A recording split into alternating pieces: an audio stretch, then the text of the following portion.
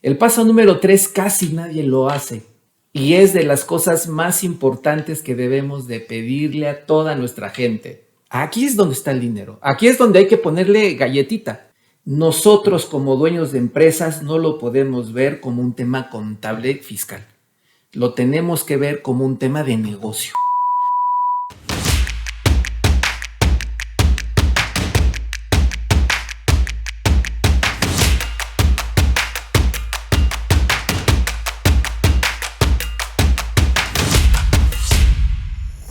¿Qué tal, comunidad? ¿Cómo están? Muy buenas tardes, muy buen inicio de año. Hoy es el primer video que vamos a hacer ya en forma para que platiquemos un poco más de finanzas estructurales. Acuérdense, costos, rentabilidad, EBITDA, análisis de negocios. Entonces vamos a arrancar desde las bases de lo que necesita saber un director general para saber qué pedirle a su contador, a su CFO, al externo, a quien él considere pertinente. El día de hoy vamos a hablar de un tema, podríamos decir, básico en el tema de las finanzas y que todos los dueños, ya sea de pymes o medianas empresas, tienen que saber, sin ser expertos. Y para eso estamos nosotros. Les comento, voy a hacer un hashtag storytelling de una empresa real que nos consultó hace un par de años y nos comentaba, ¿sabes qué, Toño? Tengo un problema. No sé dónde está mi dinero y quisiera que tú me ayudaras a saber, a entender qué es lo que ha sucedido. Déjenles platico un poco. Esta empresa es una empresa química que tiene más o menos 20 años de experiencia ya de antigüedad y el dueño es un ingeniero, le voy a decir Juan. Y Juan me dice, Toño, he ido a diferentes cursos de finanzas, he ido a cursos de finanzas para no financieros, he ido a diversos diplomados, me siento una vez al mes con mi contador fiscal, me siento con mi gerente administrativo, pero no entiendo. El chiste es que yo solamente veo un estado de resultados y resulta que no sé qué está pasando con mi negocio y vamos a analizarlo. Bueno, les voy a dar una pequeña introducción. Lo que platicaba, esta empresa es una empresa de producción con una antigüedad de 20 años, el director general es socio con familia, tiene un poquito menos edad que yo, tiene 50 años y estructuralmente tiene una estructura contable interna. Esa estructura maneja facturación y cobranza, que es un dato muy importante para los análisis posteriores. Tiene un gerente administrativo, tiene alrededor de 8 o 9 años de antigüedad en la empresa, tiene un asesor fiscal con más de 10 años en el negocio y su estructura operativa es de más o menos 80 obreros, 5 de marques, 5 almacenistas, 15 administrativos, 5 de ventas. Y su duda es dónde está el efectivo de la empresa. Este es importante porque siempre que hagamos algún análisis deberemos de tener al menos el mínimo de información indispensable no financiera. Por ejemplo, detectamos que no tiene un ERP en forma, que quiere decir que maneja un sistema interno operativo. No maneja análisis financieros recurrentes, no hay un cierre contable estable, no hay juntas de comité, de seguimiento, juntas de consejo ni hablamos, presupuesto tampoco, y utiliza la contabilidad en su mayoría para temas fiscales, como casi todas las empresas, ¿no? Agarran la conta y sacan el tema fiscal y todo lo demás, pues ya ven de dónde lo sacan. Entonces yo le decía, pues ok, amigo, dime por favor qué es lo que tú haces. Y él me dice, Toño, ahí te van mis estados de resultados, que con eso manejo todo el negocio. Entonces me enseñó un estado de resultados en el cual compara el año que acababa de cerrar y el año anterior. Es una empresa medianona, no es una empresa chiquita. Pero para efecto de ejemplo, vale mucho la pena que lo tomemos como tal. Es una empresa que tuvo unos ingresos de 360 millones de pesos en el año 1, 342 millones de pesos en el año 2, tuvo un costo de ventas en el año 1 de 280 millones, en el año 2 de 273, tuvo un EBITDA de 32 millones en el año 1 y de 31 millones en el año 2, y una utilidad neta de 14 millones en el año 1, y en el año 2 prácticamente lo mismo, que le dio más o menos el 4% de utilidad. ¿Qué le vemos a este estado de resultados? Que ese es lo primero que debe de agarrar el dueño y decir, a ver, con esta simple información, así como está, poco nos ayuda. Entonces, la primera recomendación es, por favor, tanto al año 1 como al año 2, siempre debemos de hacerle el análisis horizontal y vertical. Que muchas veces me han dicho, oye Toño, ¿y eso con qué se come? Si nos vamos al siguiente slide, es solamente ponerle porcentaje de participación de cada partida importante que querramos analizar contra el ingreso. ¿Qué quiere decir? Que si el ingreso es de 360 millones, como lo muestro aquí, ese es el 100%, y de ahí, ¿cómo se rompe? Y el año 2 igual, tuvo un año 2 de 342 millones, ese es el 100%, y ¿cómo se rompe? Ese es el análisis horizontal, ¿sale? Y el análisis vertical es comparar entre año con año cuál es la variación, y esa variación dividirlo entre la base. Acuérdense, como tenemos año 1 y año 2, el base siempre va a ser el año 1. Fíjense qué interesante este análisis. Si solamente analizáramos el negocio por utilidad neta, pues prácticamente fue un negocio de que le fue mejor, porque en el año 2 vendió 18 millones de pesos menos y la utilidad neta es la misma. Quiere decir que en el año 1 son 14.4 millones de pesos de utilidad y en el año 2 14.2. No pasó nada en el negocio. De hecho, si analizáramos así, fuimos mucho más eficientes. Pero ¿qué creen? Que no es así. Vámonos a analizar la variación año contra año. Si bien el ingreso se redujo el 5%, 18 millones entre 360 millones es una reducción del 5%. Si ese mismo análisis lo hago a todas las partidas del costo, resulta que la materia prima no se redujo el 5%, se redujo solo el 3%. La mano de obra, muy bien, en línea. Si yo reduzco el ingreso arriba el 5%, se reduce la mano de obra el 5%, palomita, todo perfecto. Pero el gasto indirecto no solo no se redujo, creció el 7%. ¿Qué quiere decir? Que pasó de 28.8 millones de pesos a 30.7. Se incrementó casi 2 millones de pesos.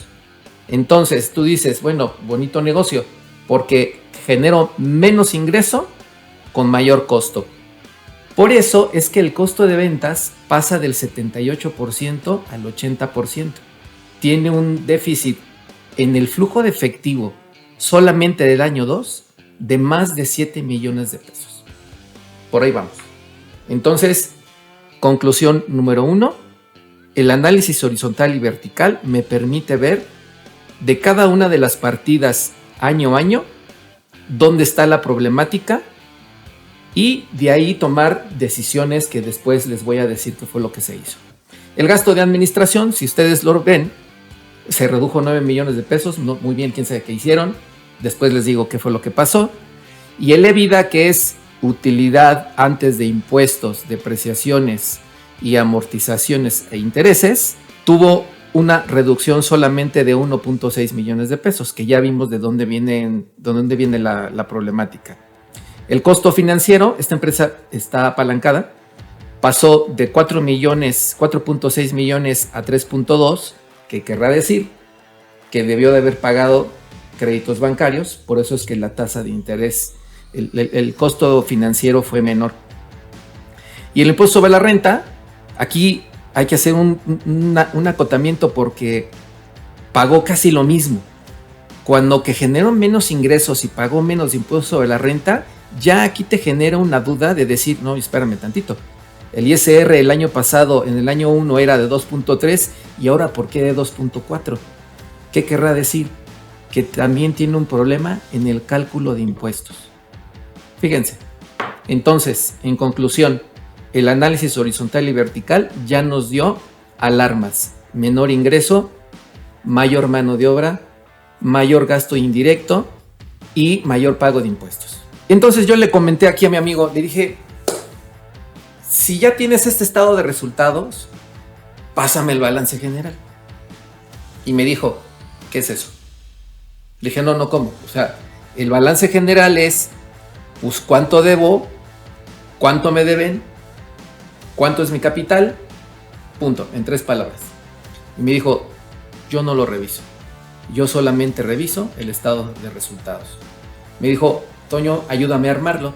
Entonces lo que hice fue, y eso se lo tienen que pedir ustedes a su gente, es agárrate la balanza de diciembre del año 1 y agárrate la balanza de diciembre del año 2 y armas este formato que te estoy diciendo.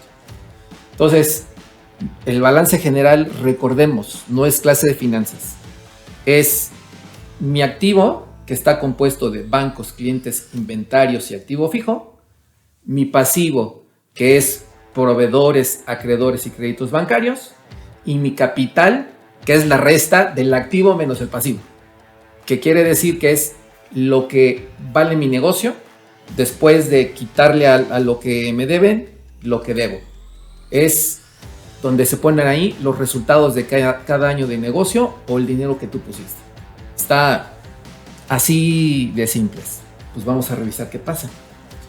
Entonces, analizando la información no de bancos, pues tiene 1,5 millones en el año 2, diciembre del año 2.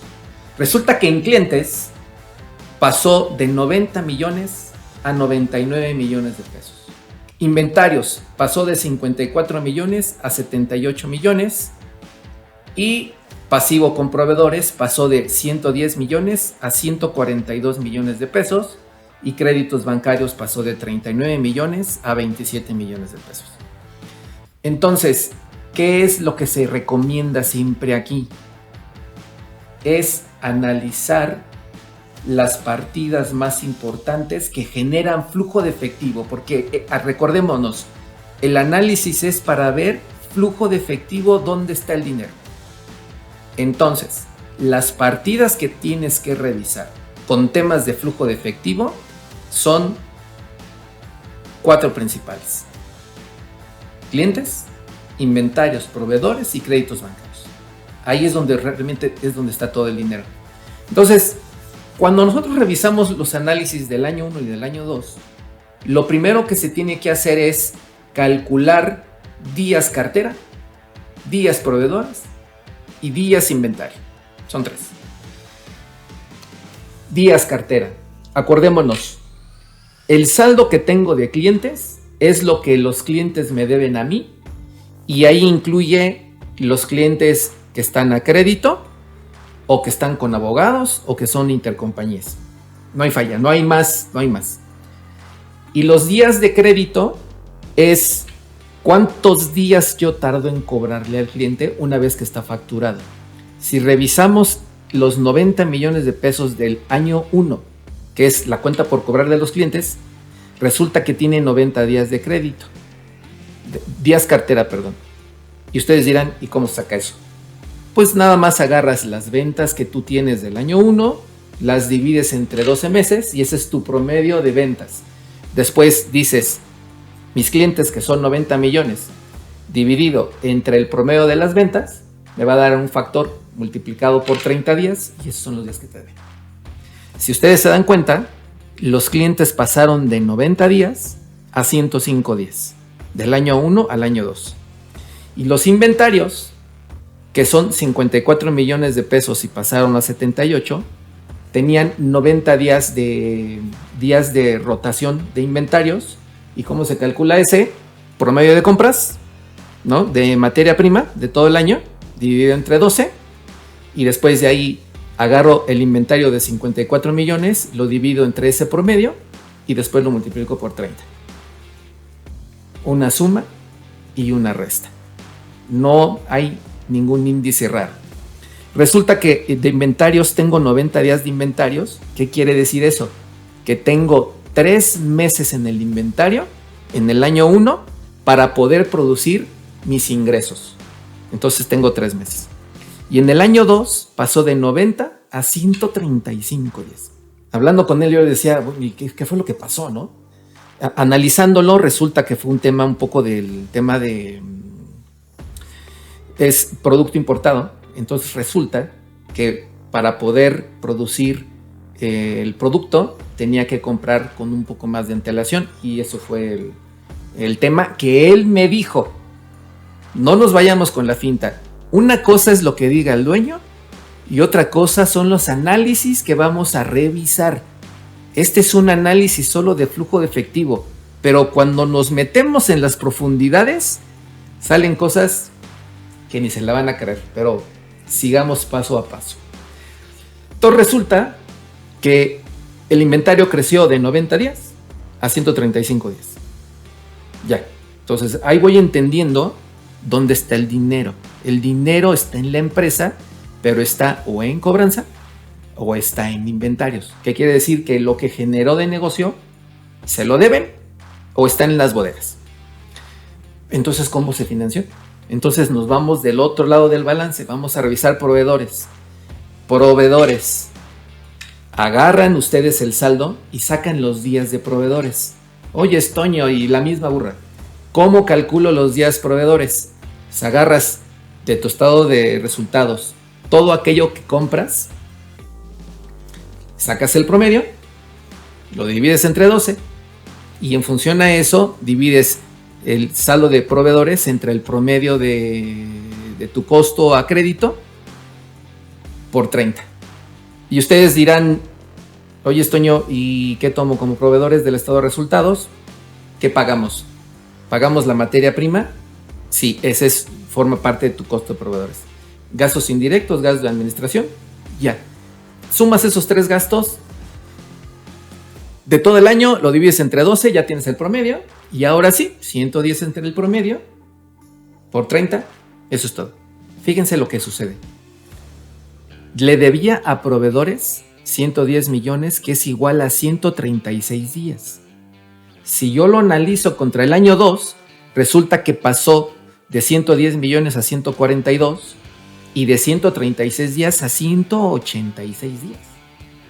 Entonces, me decía mi amigo, oye, Toño, tengo un problema porque pues ya no me quieren surtir, cabrón, pero pues, si yo tengo 14 millones de utilidad en el estado de resultados, pues sí, pero casi 10 millones de pesos están en la cartera porque no has cobrado eso. Casi 25 millones, 24 millones para ser exactos, están en los inventarios. Entonces 24 más 9 son 33 millones que los tienes parados. ¿Cuánto le debes a los proveedores? 142 menos 110 del año anterior, ahí están los 32 millones. Si ya se dieron cuenta, se financió 32 millones con proveedores. Y me van a decir ustedes, oye, Toño, entonces la utilidad. Si ustedes revisan, la utilidad es de 14 millones, que fue lo del estado de resultado del año 2, pues son los mismos que uno está utilizando en su mayoría para pagar el crédito bancario. El crédito bancario, si revisamos el balance, pasó de 39 millones a 27, una variación de 11 millones de pesos. Por ahí van los tiros. ¿Sale? Conclusiones. Cuando nosotros nos sentemos con nuestro gerente administrativo, con nuestro contador, con nuestro fiscalista, con el director de finanzas, con el contralor, con nuestro despacho de auditoría interno o externo, los 2 archivos, son 4, pero ahorita vamos en 2. Los 2 archivos que les debo de pedir es el estado de resultados, análisis vertical y horizontal año a año, y si hay presupuesto aún mejor, y el balance año a año con la variación entre la base y el año 2 y los cálculos de ratios de clientes, proveedores, inventarios, créditos bancarios. Al menos, hay muchos más, pero si nosotros tenemos ese análisis, ya le hicimos. ¿Sale? Entonces, hasta aquí vamos bien. Entonces, ya tenemos el primer análisis de los estados financieros básicos. Díganme en sus comentarios si van teniendo alguna duda, algún comentario, alguna sugerencia. Seguro, como son nuestros primeros videos, los vamos a ir afinando, los vamos a ir adecuando, haciendo más chicos, más largos, dependiendo de las necesidades.